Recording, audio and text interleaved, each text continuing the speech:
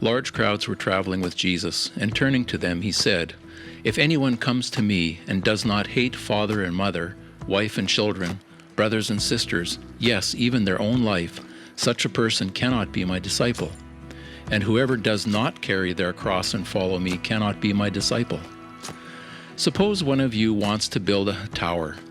Wouldn't you first sit down and estimate the cost to see if you had enough money to complete it? For if you lay the foundation and are not able to finish it, everyone who sees it will ridicule you, saying, "This person began to build and wasn't able to finish." Or suppose a king is about to go to war against another king. Won't he first sit down and consider whether he is able, with 10,000 men, to oppose the one coming against him with 20,000? And if he is not able, he will send a delegation while the other is still a long way off, and will ask for terms of peace. In the same way, those of you who do not give up everything you have cannot be my disciples. Salt is good, but if it loses its saltiness, how can it be made salty again? It is fit for neither the soil nor the manure pile, and it is thrown out. Whoever has ears to hear, let them hear.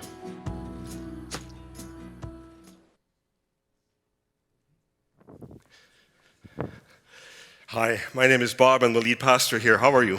Hi, Bob.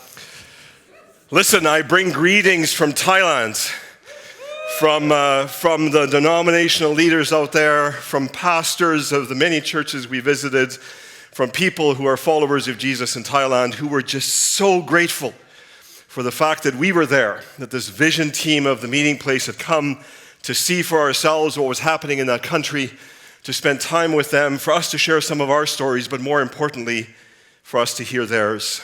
It was an amazing experience, and over time, we will share more. And in fact, I will share a little bit more of Thailand today in my teach. Here's the vision team. Oh, I should just say thank you also to you, just for a moment. The background of the picture here that you see is a moment in time where I'm presenting one of the journals that many of you added your greetings or your scripture verses or words of encouragement. We handed them out to various leaders in Thailand. Here's a moment where I'm giving a journal to a woman named Siriwan, who is the leader of a social enterprise initiative called Naomi House. And they produce beautiful things that they sell to actually generate funds to support ministry work that's going on. It's just an amazing thing. We had an amazing afternoon with these women. Well, actually a morning, and then we had lunch with them, which was just incredible. So thank you to you for participating and allowing us as a vision team to carry these journals in our luggage over to Thailand and then distribute them as just a greeting from this congregation to the many people that we met. Here's a picture of our vision team. These are the people that went. Laurie Dean in the blue here at the end. He's still in Thailand now, working in Chechen with Multiply. Myself, Lloyd and Carol, who are also with Multiply. Lloyd is the local mobilizer here in the Prairie Provinces in Canada. Carol is responsible for all of the missionary training of all the missionaries in North America. And then Perry, who is a member of this congregation, who has deep interest in international development, who agreed last minute to come and join us on this trip, and Nicole, who's a member of our missions team here at the meeting place. So this was the team that went, and we are so grateful for your generous support, the prayers that you sent us with, and just our ability to be able to see for ourselves and come back with stories to share here. I don't know what it's like for you, but often I think on Sunday mornings when we get ready to come to church, we are looking for words of encouragement, words that would make us perhaps feel hope when we've discouraged, or maybe just come to experience the enthusiasm of being together in a faith community. We are currently in a series called Surrender. And I'll tell you, in preparation for this morning, it occurred to me over and over again that what we're talking about here is something that I think can really touch the very center of our understanding of what it means to be a follower of Jesus. And so the word surrender is quite confrontational. And I just want to remind you, you just heard Jim read the text. The words that Jesus speaks today are perhaps not at first very comforting to us, but that's the nature of church, because the call on our lives, I think, is a really significant one. And so this morning I will, in my teach, not only address the text that we've assigned to this Sunday, but weave into it some of the discoveries that I made in Thailand that I think have profound influence on the way we might see our world here in Winnipeg. So here's the text. As Jim has read it, large crowds were traveling with Jesus. Just first of all to say, Jesus was a big deal, right? He was drawing people. I suspect that these crowds that came together weren't necessarily convinced yet about what he was teaching, hadn't yet decided that they would be followers of his, but they didn't want to miss out on the sensationalism of the day. They didn't want to miss out on the possibility that perhaps Jesus, as he sometimes did, accompanied miracles with the things that he would teach. And so they came. Others might have come because they enjoyed when Jesus beat up on the religious leaders of the day, and they enjoyed that spectacle. Or perhaps others came to hear what he might have to say because he spoke to the orphans and the widows and to women and to slaves and to people who felt that they were less than in their society. And Jesus had words for them that just elevated their sense of self-worth and so on. But imagine the large crowd is made up of people who either were really about the things that Jesus was about, or maybe they were mostly spectators, at best admirers. And Jesus turns to them and he says, if anyone comes to me and does not hate father and mother, wife and children, brothers and sisters, yes, even their own life, such a person cannot be my disciple. Notice that Jesus turns it on its head here. He, in his teaching here, doesn't say, listen, in order for you to be a follower of mine, this is what is required of you. But rather, he turns around and says, if this is true, or if this is not true, then you cannot be a follower of Jesus. We're not sure what to do with this, but we're going to read on and see what else he might have to offer. And then he says this, and whoever does not carry their cross and follow me cannot be my disciple. Now, we perhaps have the misfortune of knowing more of the story, and so when Jesus refers to carrying the cross, we instantly see images of him carrying the cross because there was a moment in time when that became true for him. But we have to remember at the point when Jesus shares this with this particular crowd, this was not yet an image that anyone had seen because Jesus had not yet carried the cross, but it's an expression to simply say that the task of following Jesus would require something of significance. Jesus carries on. Here he uses two illustrations that helped his audience understand what he was speaking of. And it says this, suppose one of you wants to build a tower, won't you first sit down and estimate the cost to see if you have enough money to complete it? For if you laid the foundation and are not able to finish it, everyone who sees it will ridicule you, saying, this person began to build, wasn't able to finish. I think this would have been a very good illustration for people. They would have understood, oh, yeah, this idea, if I'm going to consider committing to something, I better be aware of what that will require of me. And so Jesus using this illustration, it's interesting, about a block away from here, there's a construction project that was quite busy for a long time. And then suddenly one day, some months back, they put some fencing around it. There's been no further activity on the site. So as much as this was a good illustration for the audience of their day, it still is a good illustration to us today. This notion of starting something, committing to something, but not having the means to bring it to completion. Another illustration by Jesus. Or suppose a king is about to go to war against another king. Won't he first sit down and consider whether he is able with 10,000 men to oppose the one coming against him with 20,000? If he's not able, he will send a delegation while the other's still a long way off and will ask for terms of peace. I'm sorry to say that this illustration would have made a lot of sense to the audience of the day, and it still makes a lot of sense to us today. We know of conflicts in the world where this precisely is the question that we're asking, and that is, what will happen in those places of conflict? Does either party have the means to bring this to an end? Or is this going to go on forever and finally will in fact lead to peace talks because that's the only way that we can sort it? Did someone actually consider before taking these very risky steps, what it would cost over the long run? And so again, an illustration that just brings to mind this notion, and Jesus is speaking to his crowd, and we read it today and recognize that he's speaking to us and he's asking us to consider, seriously consider, the weight of all that is at stake here.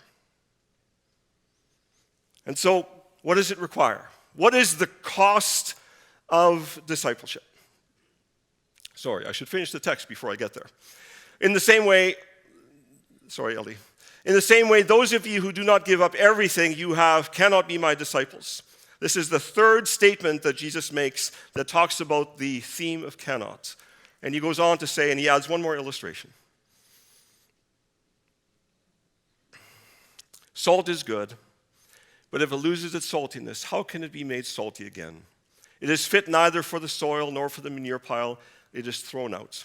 Whoever has ears to hear, let them hear. There's another illustration here that Jesus is saying, look, like when you're about something, when you're going to commit to something, like make sure that you commit to it, because if not, there's no effectiveness there. And we could spend an entire sermon just on this text, but we're going to move on. And that is that this all raises the question that I think Jesus raised in that moment with that crowd that was gathered. That is to say, what is the cost of discipleship? What is the cost of you following me? That's the question that in some ways sits before us this morning. What's the response? What is the response? Well, the response is actually quite simple. It's simple to say, it's simple in concept, but perhaps more difficult to actually act on. Here's what is required. Surrender. Surrender. That's pretty weighty stuff. What does surrender mean? Here are some themes as to what surrender means. It means letting go. It means unlearning. It means handing over. It means consenting to trust in something beyond ourselves. That's what surrender means. That's the cost of what it means to follow Jesus.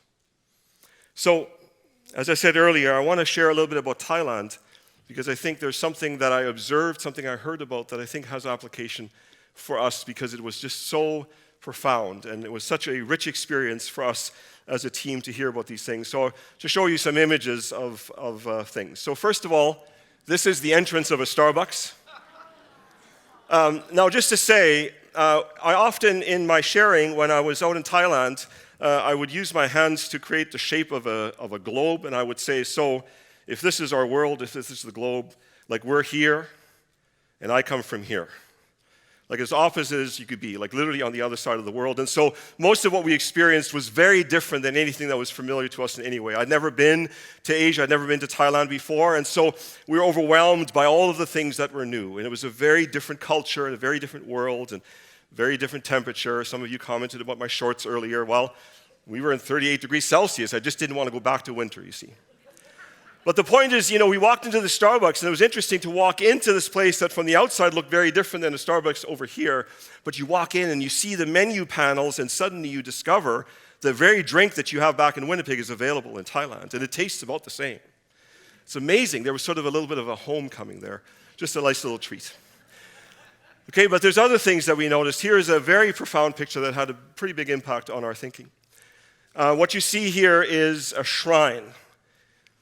We saw these everywhere. You see the properties, the land in Thailand is believed to be inhabited by an evil spirit. Each lot has a spirit of its own.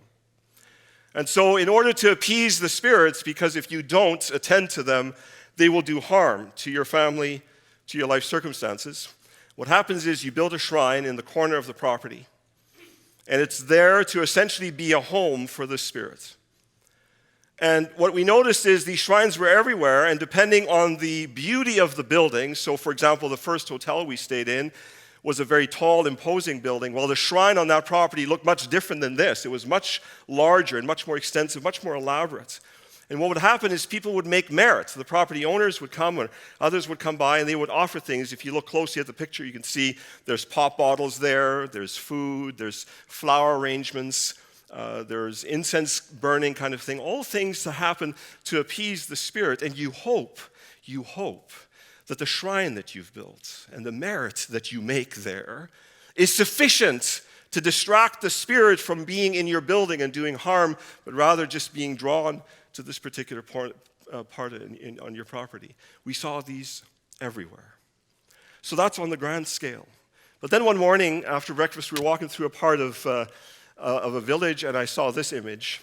Here is a person who is faithfully exercising their act of worship in their faith tradition. They have what is called an idol shelf, which is mounted in his home. And he's there going through whatever routine he goes through every day to, again, appease the spirits. So there'll be a series of idols on the shelf that he will have gone to the store and purchased, or maybe somebody in his family will have gone to purchase and place them there. And so every day, again, to appease the evil spirits, these ones that are trying to do harm, to appease them, there's offerings, there's make merit, as they call it. Now, I asked the question, I said, well, how is it that you can go to the market and there's a grocery store, then there's a clothing store, and then perhaps there's a place to eat, and then there's a place where you can buy idols. In fact, souvenir shopping, you have to be careful because you may be buying idols because you can't hardly distinguish between the trinkets for souvenirs and these other elaborate little figurines and so on. And I asked about that. Here's an interesting truth, and that is these idols, yes, they're made by people. They're decorated by people. They're painted by people. So you think, well, they're just made by human hands. How could they have so much power? Why is there divinity connected to these idols? Well, what happens in the process of making these idols, the shop owner will invite a medium into his shop. And this medium will intercede with the spirit world and literally pray and invite a spirit to enter each of these idols. So by the time Thai people come to purchase these, they are divine beings, if you want, that are worthy of worship. And that's how this works. And so the idol shelf exists in people's homes, and they give attention to them. So the Thai churches in Thailand are about bringing the incredible message, the hope-filled message of Jesus. And here's a picture. We went to this village. The group of people that you see here are Myanmar people. There's great unrest in Myanmar, so lots of people are moving from Myanmar into Thailand. They are not there legally. They don't have documentation. But just to give you a sense, like millions of people are coming from Myanmar into Thailand. And so the Thai churches recognize that as much as they have been speaking to Thai people about this incredible message of Jesus, there's opportunity for them to also share with those from Myanmar.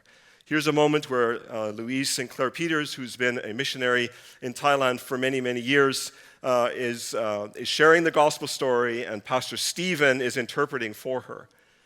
And after she delivered the gospel message, you see pictures of people who are receiving Jesus, have heard the message. And suddenly what happens is he penetrates a world that is defined by fear, and they recognize this is an incredible gift, and so they receive Jesus. Over the course of our time, with the many locations we were at, and we were on mission with the churches doing local outreach and so on like that, we probably saw, my estimate is about 100 people accept Jesus during the time that we were there. People are making decisions, and you see the simple act of saying they want to receive. Here's another location where a group of people gathered. Pastor Bank, one of the people that we met, delivered the gospel message. And this is the response of the men and women in that particular circle. They stood to their feet to accept Jesus, and we were able to pray with them in a circle. But here is the reality. Here's the truth of it. And another pastor shared this a little bit with us.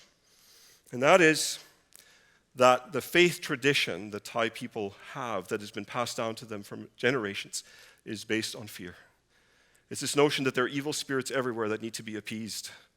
Then you weave into that reincarnation where the goal is to live your life better than your ancestors did so that you have a chance to move up in status in your life.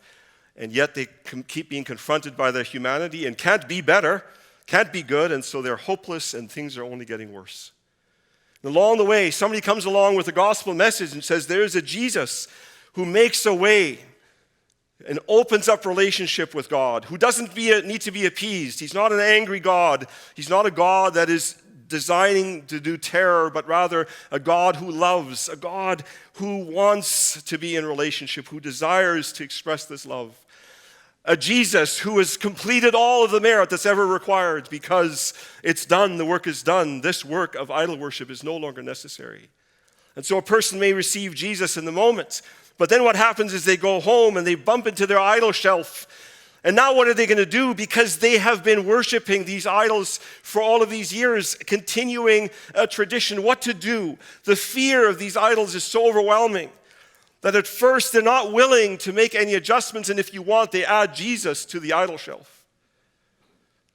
But then over time, as Jesus becomes this powerful presence in their life and reminds them and confirms and convicts them of the hope that he offers, they're willing to consider to actually stop in any way giving any allegiance to these idols. And one pastor told us, he said, we call them believers until the day when the idol shelf comes down. At that point, we call them Christians. And then we baptize them like Nima and Arya did today, making a declaration here in front of all these witnesses to say, our allegiance is to Jesus. This is an incredible, incredible thing, an incredible moment in time. What is required of people in Thailand to become followers of Jesus? What is the cost of discipleship there? Surrender. Letting go of long traditions of faith practices. Unlearning this notion that there are evil spirits out to do harm, which becomes a defining reality for them. Handing over, consenting to trust in something beyond themselves. That is what's required in Thailand. And that is what Jesus is asking of us here. Notice in our text, let's go to the next slide. I've talked about the progression of believer to Christian. So let's go to the next slide, Ellie. What is an idol shelf in Winnipeg? I saw them visibly in Thailand. What might be an idol shelf in Winnipeg? And we would say, well, come on. Idols. That's not our world. That's not what we deal with. And yet, I think Jesus, in addressing the crowd, when he challenges them to say, if this is true in your life, you cannot be a disciple of mine, then what you have is three categories. The first one is family. Jesus talks about like the family. And this, I think, raises the question for us, what do we hold more dear than Jesus? Because here's the news. I just want to make sure that you understand this. I haven't had to give up my family because of Jesus. That hasn't been true of me.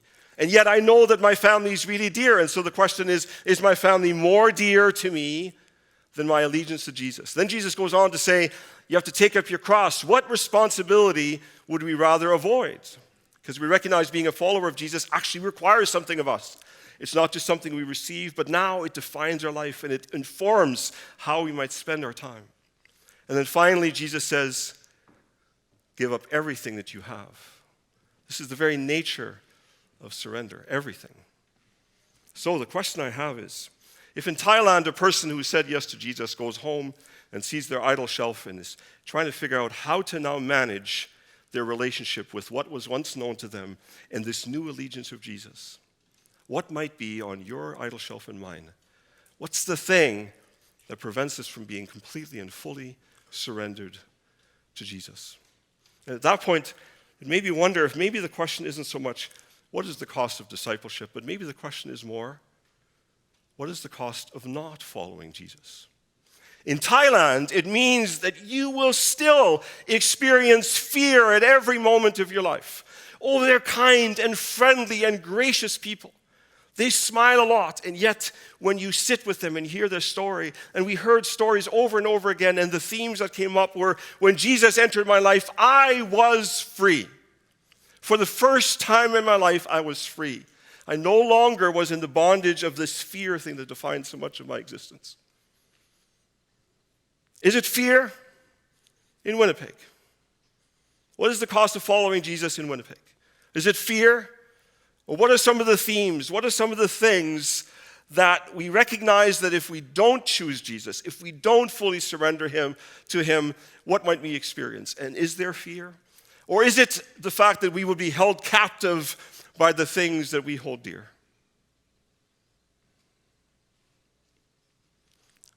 Soren Kierkegaard has this quote for us to consider. What then is the difference between an admirer and a follower? A follower is or strives to be what he admires. An admirer, however, keeps himself personally detached. He fails to see that what is admired involves a claim upon him, and thus he fails to be or strive to be what he admires. Admirers are only all too willing to serve Christ as long as proper caution is exercised, lest one personally come in contact with danger. As such, they refuse to accept that Christ's life is a demand. When there is no danger, when there is a dead calm, when everything is favorable to our Christianity, it is all too easy to confuse an admirer with a follower. And this can happen very quietly. The admirer can be in the delusion that the position he takes is the true one, when all he's doing is playing it safe, Give heed, therefore, to the call of discipleship. What is on my idol shelf? What might be on yours? Distractions that don't allow us to fully surrender to Jesus, because that's what the call is. And if we don't fully surrender to him, the cost of not following will leave us in a place where we're held captive by these things that cannot offer to us hope. Recently, I was listening into a conversation, and somebody was talking about the age-old question, which comes up all the time, which is, what is God's will for my life? And this person says, you want a pithy answer? And I sort of listened to the words that he spoke next, and I thought they were important for us. So the answer to the question, what is the will of God for my life? Is God's life for my will. God's life for my will. That Jesus came and he accomplished this amazing thing to tell us of his Father's love, lived this extraordinary life, went to the cross to deal with our shortfall and our shortcomings, rose from the dead to offer us eternal life. This is the gospel. This is the good news. This is the story that's being told in Thailand, and people are responding. This is the story that's moving people from a place of fear and captivity into a place of freedom and experiencing the kind of joy which is incredible. And then they go and tell their neighbors and their friends and the workers in the rice fields and the factories and tell them about it, and the churches are growing. I think 30 churches have been planted in Thailand in the last year. What will it take in Winnipeg for us to surrender to the lordship of Jesus? Okay, so my first question is this. It's a little long. The Bible verse that talks about denying oneself and following Jesus is hard. I feel like us as North Americans almost shy away from that denying oneself part. It feels watered down to be made palatable to our fragile palates. How can we be more engaging of the reality that we're called to self-deny? That's the first question. And the B part says, what does it look like realistically to self-deny in the face of hardship? Well, my friends, I think this is what I was confronted by in my travels. To consider that the simplicity, if you want, of what it meant to follow Jesus, and to hear stories from people in Thailand who described their life before and then described their life once Jesus had entered their circumstances. And the thing that we noticed over and over again, in fact, it was interesting, a pastor would turn to one of the people in his congregation and say, would you tell your story? And they would tell their story, and in their story a name would come up. And then it would be the person sitting next to them or a person sitting across the room. They say, well, I'll go next because I became a follower of Jesus because this person heard about Jesus and then told me the story. So for these people, for their circumstances, what happens is that Jesus enters their circumstances and literally changes everything. And so for them to make a commitment to following him is the most life-giving thing. I do think that here in Winnipeg, and I look at my own life, and I sometimes wonder, do I treat Jesus as like the cherry on the sundae? It's like I've got all of these things that I can be about, that I assemble my own life, and then I add Jesus into the mix because he'd be a nice feature. It'd like be a nice addition. Maybe it sort of covers some additional territory. And so I'm confronted, and in fact, I would say somewhat envious of the church in Thailand, and been thinking about what does this mean for us? And so for us to become fully devoted followers, I'll tell you, it has caused me to take a look at my own choices, my own decisions, and I would certainly encourage you to do the same. But I will also say this, don't be overwhelmed by the degree of failure that you encounter. Because you could feel very badly about the fact that you're not submitting everything, you're not surrendering everything to Jesus. But decide today, what is that next piece? What is that thing that you're going to give to him as a move in the right direction? Like the people in Thailand who are slowly weaning themselves of the idol shelf, what might we wean ourselves from? But start, take a step today and say, I will bring this under the lordship of Jesus today. And then grow in that regard. Don't be overwhelmed by the whole, because it'll be almost disabling, I think. Thank you. Oof. Okay, this is another one. Sometimes I feel like people are overwhelmed by the reality of evil spirits. Yeah. And then there are others who pretend they don't exist or they're not powerful. Jesus engages many evil spirits in the Bible and contends with them. When I see the rates of suicide, mental health illnesses, drug use, and many more workings in our city, I wonder if this is ordinary. How do we properly engage or contend with the reality of evil spirits in our world? Yeah. Well, again, I think the truth is that we show a cultural sensitivity. Whereas in Thailand, the presence of evil spirits is a commonly understood thing. In fact, I was in one circle, the pastor was telling a story, and he said, how many of you have seen a medium this last week? And a bunch of hands went up. People who are consulting because they are afraid of these evil forces, and so they're trying to figure out how do we communicate so that we can come up with an arrangement, make a deal of some kind, right? So I would say to you that the language of the darkness in our life here in Winnipeg, we don't use spiritual language. I will say there have been moments in my pastoral ministry where I was convinced that what we were dealing with was in fact a spiritual force that was at work.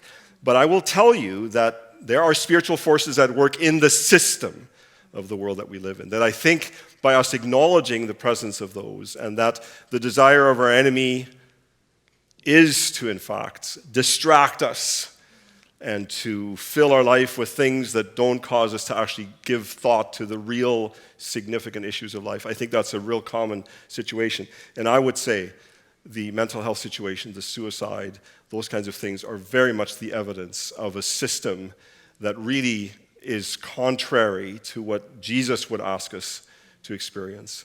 And so I think for us, like when people come to the front of the stage at the end of a service, we often pray for healing.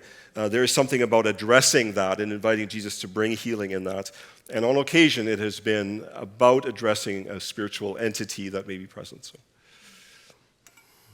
So in our daily lives, say it's not a Sunday that we can call Pastor Bob or Pastor Paul.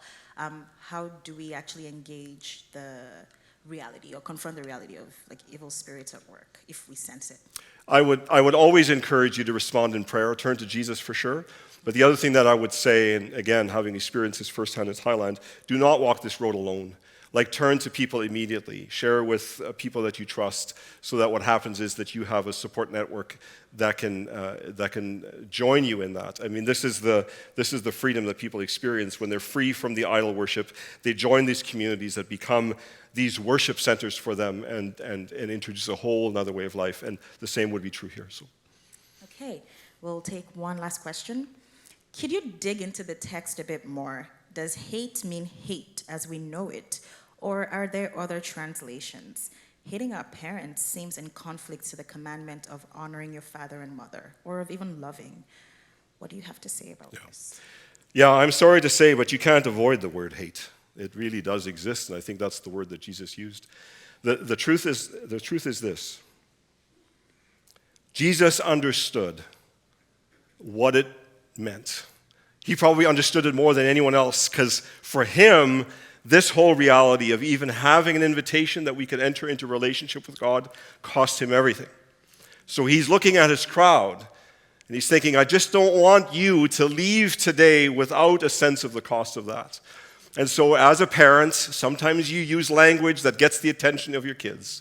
He's using very strong language here to make sure that the audience is confronted by what he's saying and then have to really consider this.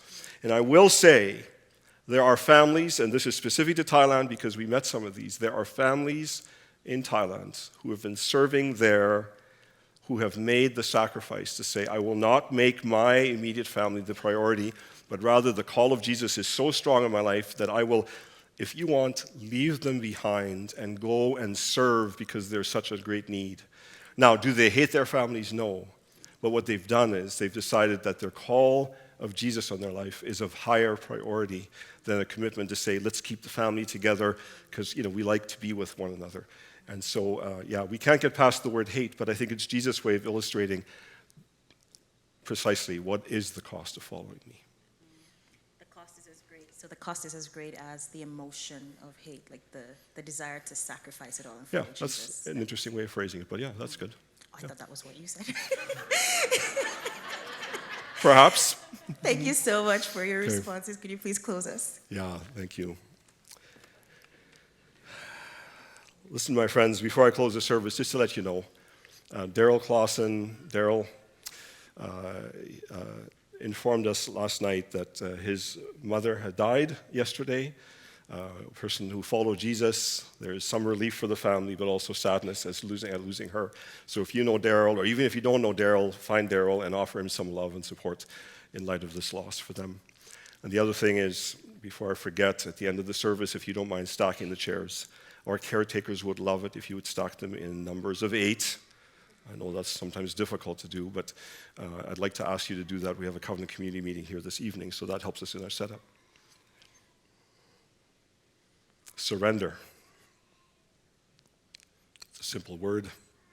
We're familiar with it. I can speak it really simply. It hardly requires definition. But in practice, it's really difficult. What does that look like for us to literally give up and turn everything over to Jesus? This is the thing that I'm wrestling with, and I'm going to invite you to wrestle with me because I don't want to go this journey alone. Looking at my own life and saying, where have I not surrendered? Where do I still need to give Jesus more room because I'm hanging on to something? And the thing is that the thing I'm hanging on to really isn't that great. It's not like my life is turning out that much more incredible because I'm not following Jesus in those areas. But I think that's the invitation. What is the cost of not following him? What would that look like if we didn't? So those are pointed words, maybe hard to hear. But please take them to heart. As we're in this whole series of surrender, we'll talk more about this theme. Just want to invite you that we engage this Lent series. That at the end of this year that we would say, man, 2024 really shaped my understanding of what it means to follow Jesus. And by all means, if Nima and Arya's example, if you witness something here that you think, I've got to be part of this, I've been putting it off, would you please let us know? We would love to plan a baptism service. Let's do it next Sunday. Let's just keep going. Anyways, bless you, my friends. It is nice to be back with you. Let's do this life together, shall we? Take care.